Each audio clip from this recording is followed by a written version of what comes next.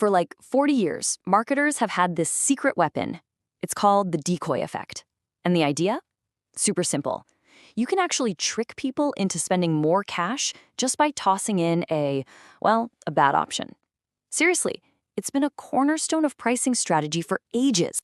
What if that whole thing, this legendary trick, is mostly just a myth? I mean, what if out here in the real world, it barely even works? Okay, you're gonna wanna stick around for this, because a massive new study is about to flip that whole idea right on its head. So the whole story really boils down to this huge gap, right? You've got these neat, tidy lab experiments on one side, and then you've got the messy reality of how you and I actually shop. Well, for the first time ever, a giant study just bridged that gap.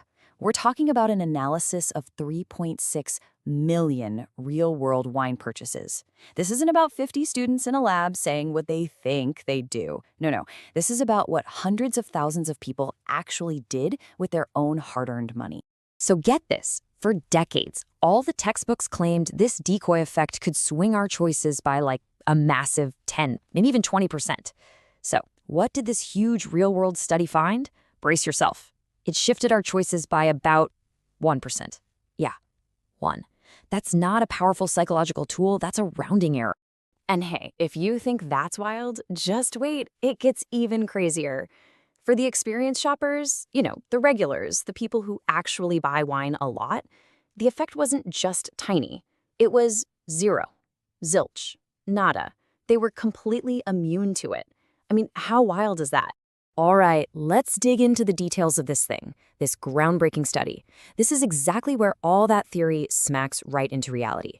And, spoiler alert, reality has some pretty big surprises for us. And yeah, this was no small-time project. We're talking about a team led by Sean Devine at McGill University, and they dove into a massive data set of 3.6 million wine purchases from over 755,000 shoppers in the UK.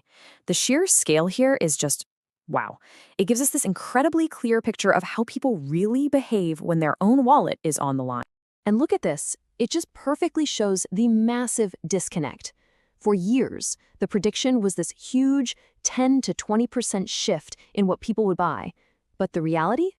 Measured across millions of real sales, it's that teeny tiny 1% bump. The gap between what we thought was happening in our brains and what's actually happening, it's just gigantic. So that leads to the million-dollar question, right? Why? Why does this supposedly super powerful psychological hack just completely fall apart out in the real world? Well, the answer is all about how our brains handle decisions when things get complicated and there are real consequences. Okay, so the fancy term for this is asymmetric dominance, but don't worry about that. The trick itself is actually pretty simple. Imagine you've got two decent options. Let's call them A and B. A marketer comes along and adds a third option, the decoy. That's obviously worse than A, but kind of similar to B. All of a sudden, option A looks like an amazing deal because it so clearly crushes the decoy. It's like a little shortcut for our brain, giving us an easy reason to just go with A. But here's exactly where those lab studies got it wrong. There are 3 big reasons. Number 1, choice overload.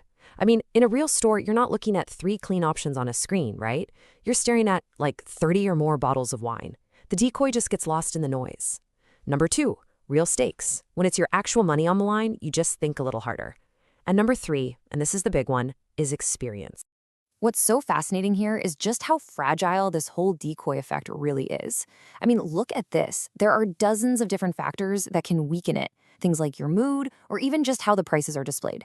But you know what the research found was the most powerful factor of all? The one that blows everything else away? It's something you build yourself, expertise. And this all comes down to the 2 famous systems in our brain.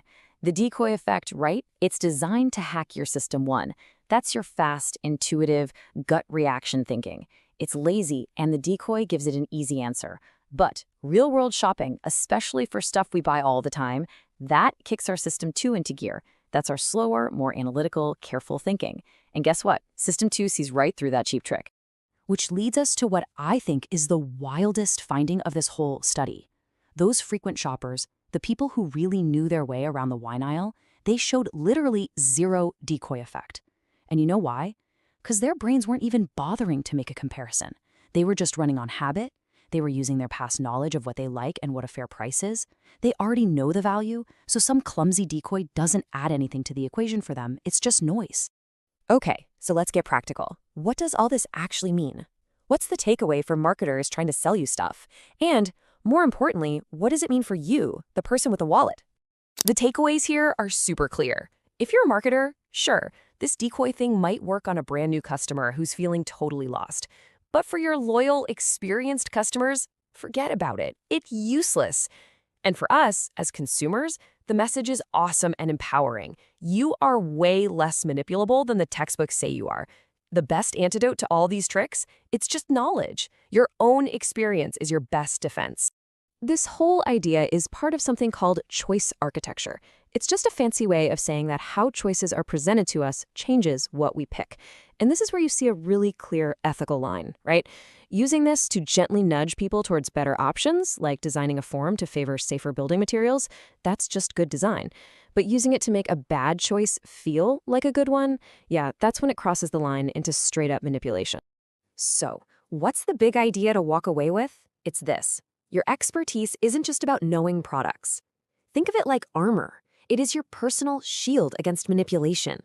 The more you know what you want and trust your own gut, the less power anyone has to steer you somewhere else with some cheap little trick.